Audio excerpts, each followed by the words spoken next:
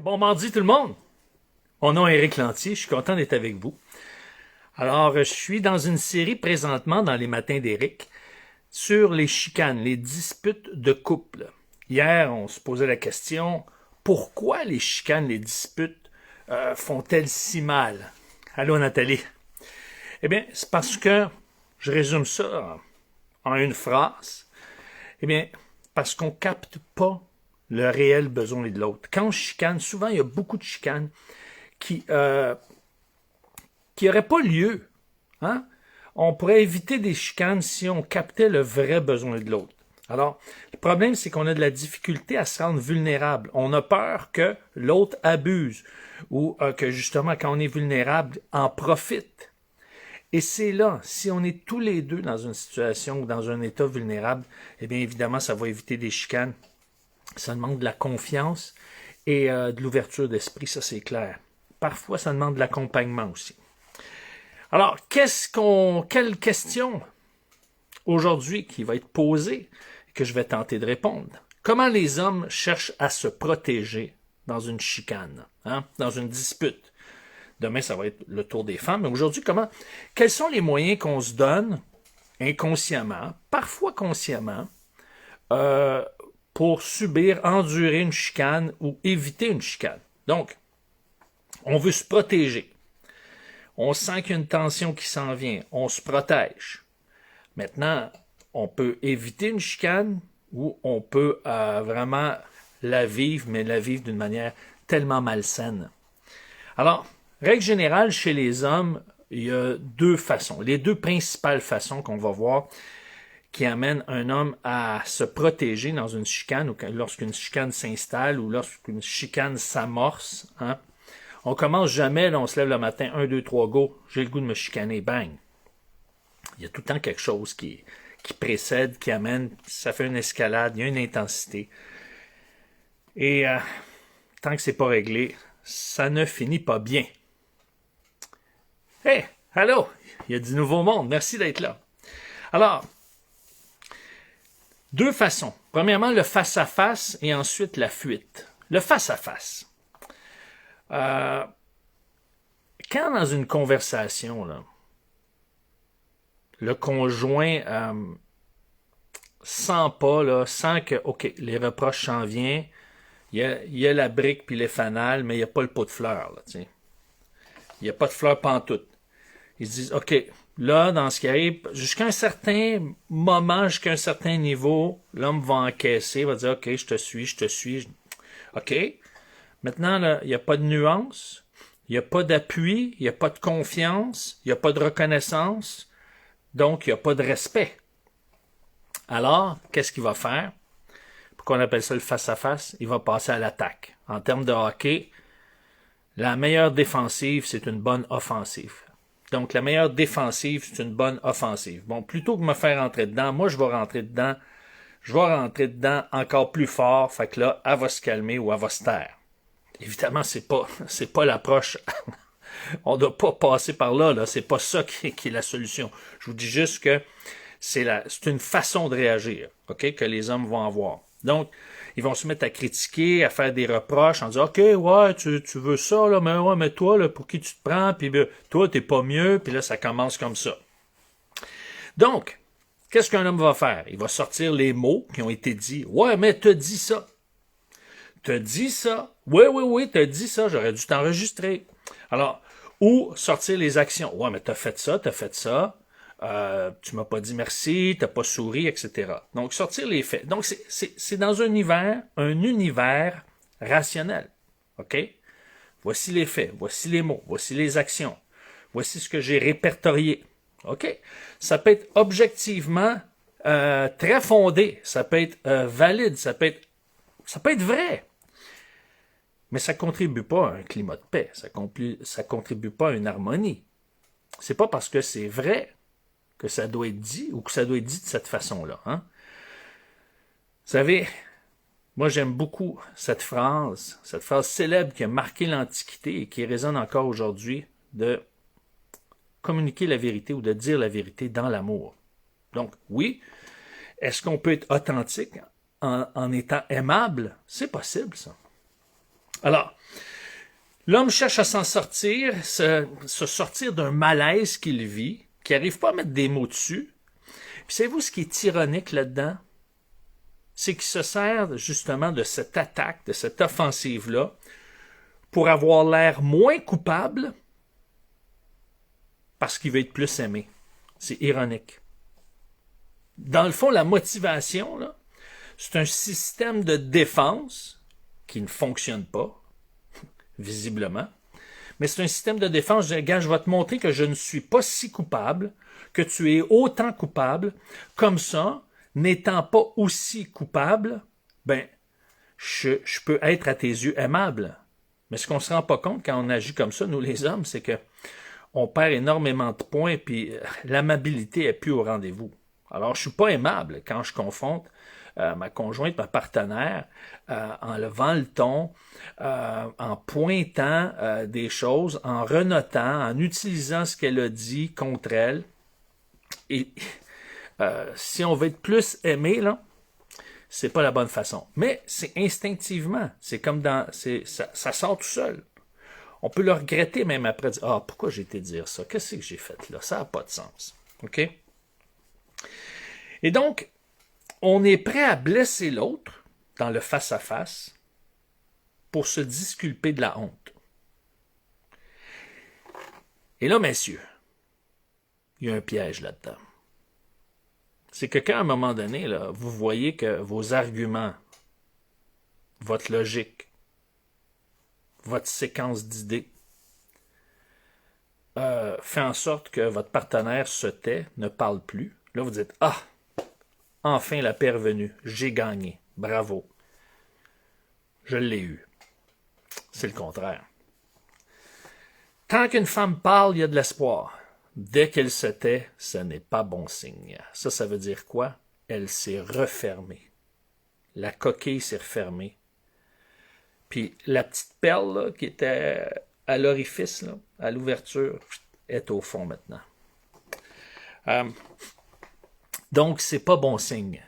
Après une chicane, quand une femme est toute calme puis ne parle pas, non, ça va. Oh là là, ça c'est pas bon signe. Alors, ce qu'il faut comprendre, c'est que l'intimidation, là, bâtit pas la confiance, mais crée un fossé. Pourquoi je parle d'intimidation? Parce qu'une femme va se sentir intimidée. Elle ne se sentira pas à l'aise quand elle se fait confronter et dire, bon, voici les faits. Parce que n'oubliez pas, une femme parle un langage qui n'est pas le nôtre. On a les mêmes mots, mais ça n'a pas le même sens. Son langage est relié à des émotions. Nous, est relié à le sens qu'on donne et premièrement, chez nous les hommes, rationnel. C'est pas qu'on n'est pas capable de comprendre le langage émotionnel. Je parlais justement avec un homme dans une séance de coaching, puis je lui expliquais, moi, ce que je vivais pour lui montrer c'est quoi le langage émotionnel. Alors, j'expliquais une situation avec ma femme. J'ai dit, elle a réagi de cette façon-là. Et donc, quelle émotion se dégageait? Et là, il l'a nommé. Pourquoi? Parce qu'il y avait le recul. Donc, l'homme est capable de connecter avec le langage émotionnel. C'est juste quelque chose à développer. C'est pour ça que je le mentionne souvent. Plus on l'entend, à un moment donné, ça va devenir un réflexe, un automatique. On développe des circuits qui connectent puis qui nous éveillent dans ce sens-là. Un exemple de gars. Vous voulez acheter un véhicule. On va dire... je sais pas moi, un Toyota ou un Honda, OK? Puis là, il y a un de ces modèles-là qui vous intéresse. Vous allez sur la route, puis vous allez tout remarquer, ces véhicules-là, toutes les couleurs. Votre œil va les remarquer. C'est pas qu'il y en avait moins avant, puis ce jour-là, il y en a plus. C'est que vous avez disposé votre capacité de capter l'information parce qu'elle a été éveillée. Et c'est la même chose, ça, pour des principes. Et c'est pour ça que je le répète souvent, d'apprendre à connecter avec le langage émotionnel. Donc, on a parlé du face-à-face, la confrontation, d'être offensif, de prendre le dessus, c'est-à-dire c'est moi qui va gagner, ou l'opposé totalement, la fuite. Alors ça, c'est quelqu'un qui veut éviter la confrontation, veut se cacher, veut pas aborder les problèmes.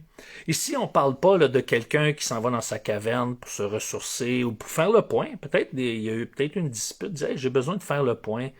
J'aimerais ça qu'on revienne, qu'on repasse ça ensemble. Donne-moi un peu de temps, donne-moi la soirée, donne-moi une journée, donne-moi la fin de semaine. Vous savez, on parle pas de ça ici. On parle de quelqu'un qui veut oublier, puis là, OK, le sujet revient pas, ou on détourne l'attention, on veut pas l'aborder, on fuit. C'est pour ça qu'on appelle ça la fuite. Généralement, c'est ceux qui ont peur des disputes ou ceux qui en ont ras-le-bol des disputes, peut-être qui ont vécu dans un foyer où est-ce que tout le monde se chicanait continuellement. C'est ceux qui vont marcher sur des œufs pour éviter les controverses, ils vont tout faire, ils vont faire plaisir à leur conjointe, par exemple, pour justement éviter la controverse. Mais à quelque part, la conjointe en profite parce qu'il fait tout pour y faire plaisir, mais lui est en train de mourir par en dedans. Alors, ce qui arrive, c'est qu'à un moment donné, on ne peut pas jouer le jeu tout le temps. Qu'est-ce qui se passe? Eh bien, quand ils veulent obtenir ce qu'ils désirent, ils font la grève de l'amour. Et ici, je ne parle pas de la grève du sexe, là. Je parle de la grève de l'amour, la grève de l'affection, la grève, donc, de se montrer plus distant. Dire, OK, tu vas avoir plus d'affection. Ça pourrait être dans certains cas la grève du sexe, là. Mais pour obtenir ce qu'ils veulent, ça va être surtout l'abstinence d'affection. Donc, ils donneront plus d'affection. Ils vont faire la grève de l'affection. Ils vont démontrer moins d'amour. Mais encore là, il y a un problème. Parce que moins je manifeste d'amour, moins j'en reçois. Plus je donne de l'amour, plus j'en reçois. C'est correspondant comme ça. Alors, ce qui se produit quand un homme va utiliser la fuite, ben qu'est-ce qui va arriver? C'est que la rancœur va s'installer. Hein? Parce que la rancœur, c'est quelque chose qu'on refoule, qu'on a de la difficulté à digérer, qu'on n'adresse pas. Et ce que ça fait des reflux gastriques à un moment donné. Et puisqu'on n'est pas en mesure d'en parler, puis en plus on a fui parce qu'on ne voulait pas la confrontation, ben il y a une distance émotionnelle qui se produit. Et il peut arriver, même dans certains cas, qu'il y a une fausse paix. On est devenu un peu comme des colocataires, on ne chicane plus, mais il n'y a plus rien qui se passe, il n'y a plus de connexion, il n'y a plus d'étincelles, il n'y a plus de grands désirs l'un pour l'autre. C'est juste qu'on vit ensemble, puis ça nous convient comme ça. Mais là, on devient la proie à être ouvert je dirais, à être ouvert à convoiter une autre relation, quoi. Alors, comment on s'en sort, messieurs, du face-à-face ou de la fuite? Bien, premièrement, le face-à-face, c'est comprendre le besoin de l'autre, comprendre que même s'il y a un reproche, il y a une insatisfaction, c'est pas parce qu'elle ne m'aime plus, au contraire, c'est parce qu'elle m'aime et elle veut une relation encore plus riche.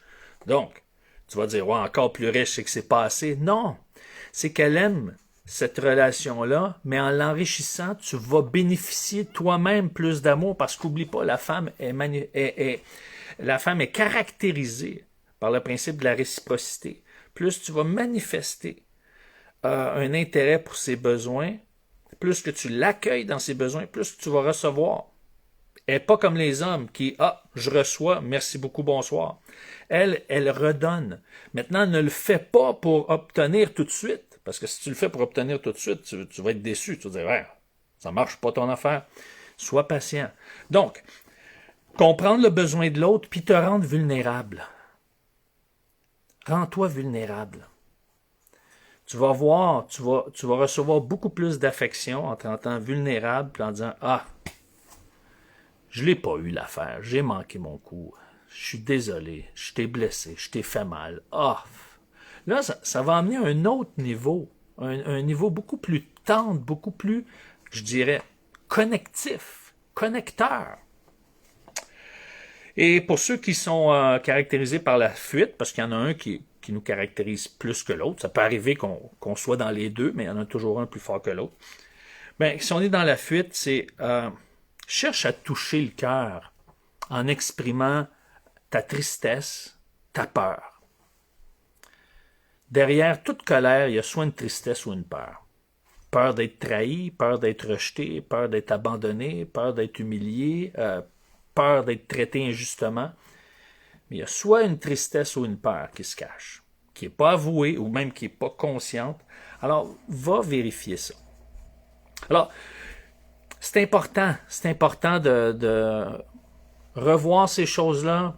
Si tu as besoin d'accompagnement, écris-moi, parce que ça peut ramener, en sortant de ces mécanismes-là, pas seulement ça va ramener un amour puis une affection plus grande pour ta partenaire. Alors demain, comment les femmes cherchent à se protéger quand la chicane s'installe, quand la dispute s'installe. Ça va être autour des femmes demain. Alors, merci d'être là. Merci de partager ces capsules parce que je reçois des commentaires, autant en direct qu'en public ou en privé. Ça fait du bien, ça fait travailler la réflexion, ça amène une réflexion. Et moi, mon désir, c'est que ça reste pas juste au niveau de la réflexion, mais en comportement, en action, que ça puisse amener au couple de retrouver l'amour, de retrouver la joie d'être ensemble, de retrouver l'étincelle. Et sur ce, je vous souhaite une belle journée, un beau mardi. Salutations à tous. Merci d'être là, tous ceux qui sont en direct. Merci à ceux qui sont en différé. N'oubliez pas, mercredi, 20h, sur cette page, Vive une relation d'amour harmonieuse. Et comment justement contribuer au bonheur de l'autre, c'est ce qu'on va voir demain soir de 20h à 20h30. Merci, ciao!